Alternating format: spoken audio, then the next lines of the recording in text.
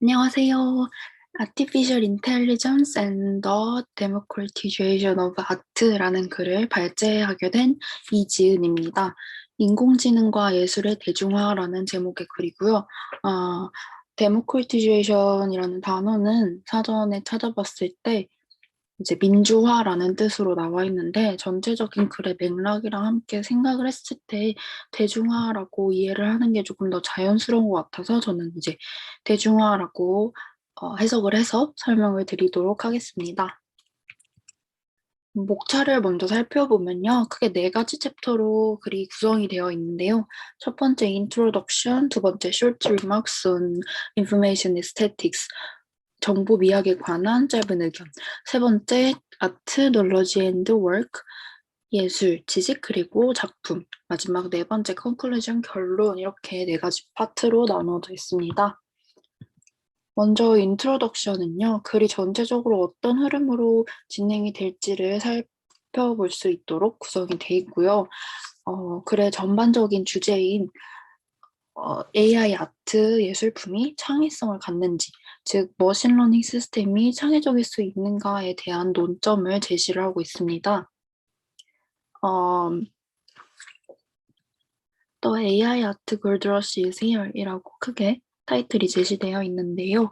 화면에 보이시는 두 그림을 한번 보시면 어떻게 보면 프란시스 베이컨의 화풍이 느껴지기도 하고 또 르네상스 초상화처럼 보여지기도 합니다.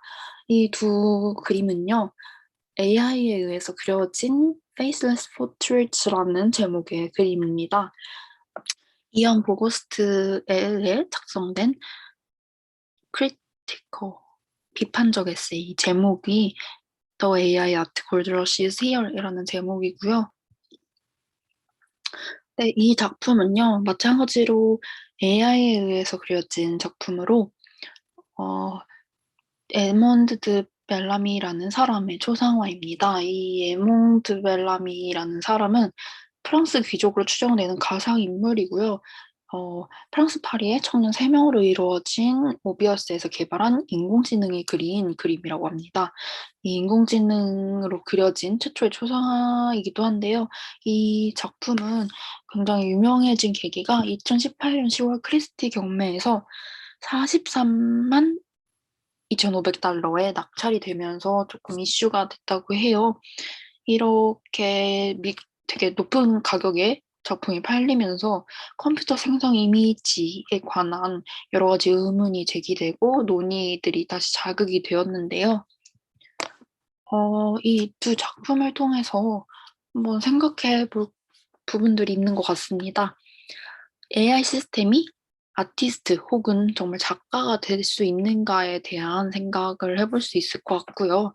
두 번째로는 AI 시스템을 활용한 아트 콜렉티브가 진짜 작가인지 아니면 이 알고리즘을 개발한 프로그래머가 진짜 작가인지 그리고 이 두 가지 작품을 모두 살펴보면 뭔가 보수적인 장르인 것 같기도 하고 굉장히 보수적인 묘사 스타일에 의지해 있는 것 같은 느낌이 듭니다. 이렇게 AI의 창의성을 입증하기 위해서는 왜 꼭 보수적인 회화의 스타일이 필요할까? 이런 부분에 대해서 같이 논의를 해봐도 좋을 것 같아요. 에드몽드 벨라미 초상화를 조금 자세히 살펴보면요. 오른쪽 아래에 서명이 나타나 있는데요. 이 서명 또한 예술의 전통적인 이해를 보여주고 있는 것 같습니다. 새로운 기술의 대중화는 대중시장에 적응하기 위해서 종종 보수적이고 확립된 형태의 적응이 필요합니다. 따라서 추상예술 작품은 AI의 창의성을 입증하는 데 불충분하다고도 볼 수 있는데 이는 많은 사람들이 추상 형태 예술을 예술로 받아들이는데 좀 여전히 문제가 있기 때문이고 또 그 실제 예술에 너무 쉬운 것으로 간주될 수도 있기 때문입니다. 두 번째 파트입니다. Short remarks on information aesthetics. information aesthetics, 정보 미학에 관해 좀 구체적으로 살펴보고자 하는데요. 이 정보 미학은 컴퓨터로 예술을 창조하자라는 발상에 의해 추진된 1960년대 담론이자 실천입니다. 오른쪽에 있는 인물이 바로 데이비드 버코프인데요. 이 버코프가 만들어낸 방정식은 예술 작품의 미적인 정도를 측정할 수 있는 방정식입니다. 여기서 나타나는 M은 예술품이 얼마나 심미적인가 하는 정도이고요. O는 오더, 질서, C는 컴플렉시티, 복잡성입니다. 이렇게 정보 미학의 기원은 미학의 척도를 공식적으로 결정하려는 시도인데요. 변수 O는 주어진 작품의 순서, 변수 C는 복잡함, M은 예술품이 얼마나 심미적인가 하는 정도입니다. 이 내용을 표로 한번 정리를 해봤고요. 즉, M의 값이 커지려면 O의 값이 커지거나 C의 값이 작아지거나 해야 하겠죠. 따라서 더 질서 있고 덜 복잡할수록 더 심미적일 것입니다. 미의 척도를 방정식으로 표현하는 것이 오늘날 우리에게는 굉장히 좀 이상해 보일 수도 있겠지만 그럼에도 1960년대에는 예술과 미적 기준을 공식적으로 이해하고 그것을 합성하려는 시도가 있었다라는 점에서 의의를 갖는 것 같습니다. 네, 이 두 그림을 살펴보면요. 굉장히 유사해 보이죠? 왼쪽 그림은 이제 몬드리안의 Composition with Lines라는 작품이고요. 오른쪽 그림은 왼쪽 몬드리안의 작품을 AI로 재생산해낸 롤에 의해서 만들어진 Simulated 몬드리안입니다. 이 두 그림을 활용해서 실험이 진행되었다고 하는데요. Composition with Lines와 컴퓨터로 만들어진 이미지 피실험자의 59%는 컴퓨터로 만들어진 그림, 그러니까 오른쪽 그림을 선호했다고 합니다. 그리고 피실험자의 28%만이 왼쪽 그림인 몬드리안이 실제로 그린 그림을 정확하게 알아냈다고 하는데요. 일반적으로 사람들은 컴퓨터로 만든 그림의 무작위성을 오른쪽 그림을 보시면 더 왼쪽보다 더 질서가 없어 보이죠. 이러한 무작위성을 인간의 창의성과 연관시키는 것으로 나타났고 몬드리안의 그림의 질서정연한 막대 배치는 굉장히 기계적인 것으로 보았다고 합니다. 시뮬레이션된 몬드리안의 그림을 실제 몬드리안의 그림으로 인식을 했고 실제로 몬드리안이 그린 그림은 너무 규칙적이고 기계적인 것으로 인식을 했습니다. 그러면 이러한 선호도가 무질서한 그림이 더 미적인 가치를 지니고 있다라는 것을 보여줄까요? 그렇게 된다면 앞서 살펴봤던 버크호프의 방정식, 그 방정식이 질서가 높아질수록 M의 값도 커지는 것이었잖아요. 그 방정식과는 상반되겠지만 어떻게 보면 최근 인공지능이 만들어내는 초상화들의 모습과 유사한 느낌을 주는 것 같기도 합니다. 즉, 이 실험을 통해서 알 수 있는 것은 주어진 그림의 예술성이 정말 단순히 지각적인 특징에만 의존하지 않다는 것을 보여줍니다. 롤은 예술작품으로 식별될 수 있는 예술작품의 생산을 허용하면서 형식적이고 알고리즘적인 규칙을 찾으려고 한다는 점에 유의했다고 합니다. 이러한 접근법을 따르는 건 롤뿐만 아니라 프리더 나케도 이제 폴 클리의 작품에서 이미지 생성 패턴을 추적해서 작품을 생산을 했는데요. 이러한 미적 작업의 자동화에 대한 시도는 오늘날 우리의 관점에서 봤을 때 다소 이상하게 보이기도 합니다. 이는 예술 작품을 역사적 맥락에서 제거하고 공식화할 수 있는 추상적인 구조로 축소를 하기 때문입니다. 이러한 것이 이제 최근의 AI 제작 예술과 유사하다고 느껴지는데요. 따라서 몬드리안과 클레의 미적 전략이 역사적인 특정 질문에 반응했다는 점을 강조해야 합니다. 이러한 예술의 대중화는 정보미학의 목표이고 또 산업화로 값싸게 예술 작품을 대량 생산을 하고자 했던 시도들이 예술 시스템에서는 효과적으로 나타나지 않았죠. 1960년대 그런 시도들이.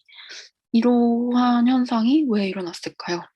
예술은 형식적인 구조와 전략의 문제만 이제 단순하게 있는 것이 아니라 복합적으로 역사적, 사회적, 장소와 역할의 문제가 함께 있기 때문입니다. 세 번째 파트입니다. 아트, 놀러지 앤드 워크.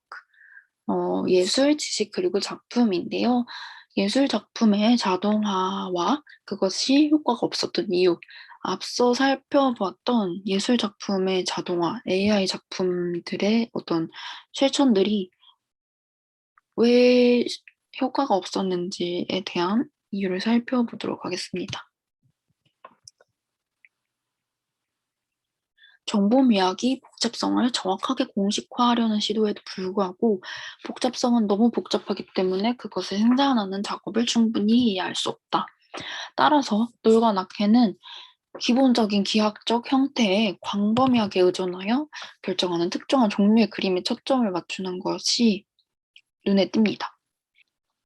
이러한 형태는 형식화를 제한하기에는 충분히 간단해 보이지만 반면 더 복잡한 형태들은 그것들을 구현하기 어려워 보입니다. 예술 작품은 특정 작품이 어떻게 생산되어야 하는지에 대한 지식이 분리될 수 없는 작품의 결과입니다. 즉, 이는 작가의 기능이 굉장히 중심적이라는 것을 의미하는데요. 만약에 예술 작품이 어떻게 만들어지는지에 대한 지식을 바탕으로 다른 사람이 그 작품을 똑같이 다시 재생산해낸다면 그것은 무의미할 것입니다. 예술은 그 자체로 상품 생산의 제약과 규칙으로부터 자유로운 영역에 있습니다. 따라서 예술이 어떤 면에서는 경제적으로 굉장히 예외적인 부분을 갖고 있는 것입니다. 본문에 나오는 예시를 하나 가지고 왔는데요. 일레인 스터트반트는 워홀의 스크린 인쇄 매트릭스를 빌려서 다시 인쇄를 했습니다. 그 스터트반트가 워홀의 지식을 활용해서 만든 것은 단순하게 워홀을 더 값싸게 워홀의 작품을 만든다는 게 아니라 오히려 스터트반트를 만드는 것이었습니다. 큐레이터, 평론가, 관객 등의 관련성을 부여하는 작업도 예술 작품을 만들어내는 작품과 시장 가치에 속한다고 디데리세는 이야기를 했습니다. 예술 자체에서 스터트반트의 반복과 같은 복제, 스터트반트가 워홀의 작품을 복제한 것, 그러니까 작가의 재생산은 굉장히 독창적이라는 것입니다. 하지만 이와 대조적으로 앤디 워홀의 플라워 포스터는 원본이 없는 14개의 복제품이기 때문에 각각이 모두 동일한 위치를 가진다고 볼 수 있죠. 그렇다면 AI가 만들어내는 예술품은 스터트번트의 복제, 즉 작가의 독창적인 재생산으로 볼 수 있을까? 혹은 어떤 독창적이지 않은 원본 없는 그냥 복제품, 단순한 복제품으로 볼 것인가? 이런 고민을 해볼 수 있을 것 같습니다.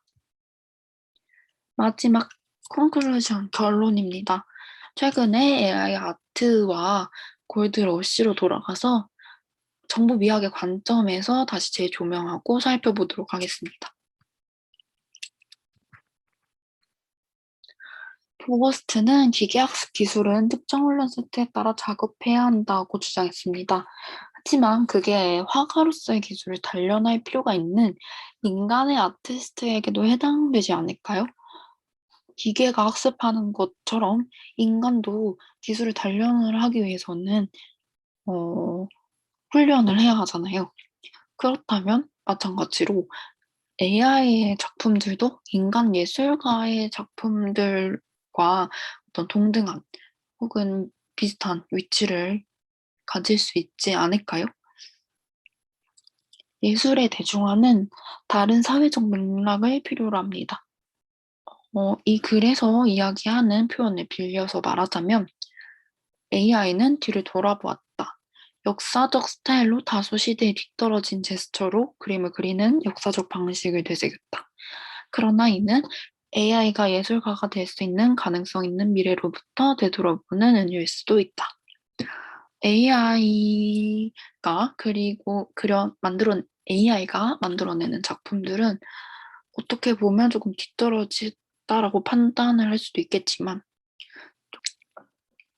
또 다른 관점에서 바라보면 이것이 굉장히 가능성 있는 어떤 'AI가 예술가가 될 수 있다.'라고 기대해 볼 수 있는 그런 측면도 있는 것 같습니다. "AI 예술품이 창의적이다."라는 주장을 뒷받침하기 위해서는 어떤 근거를 제시해 볼 수 있을까요? 머신러닝 시스템 혹은 AI 시스템이 창의성을 가지고 있다면 그것을 미술 교육에서는 어떻게 활용해 볼 수 있을까요? 이러한 질문들에 대해서 함께 선생님들과 이야기 나누어 보면 좋을 것 같습니다. 네, 지금까지 잘 들어 주셔서 정말 감사합니다. 수고 많으셨습니다.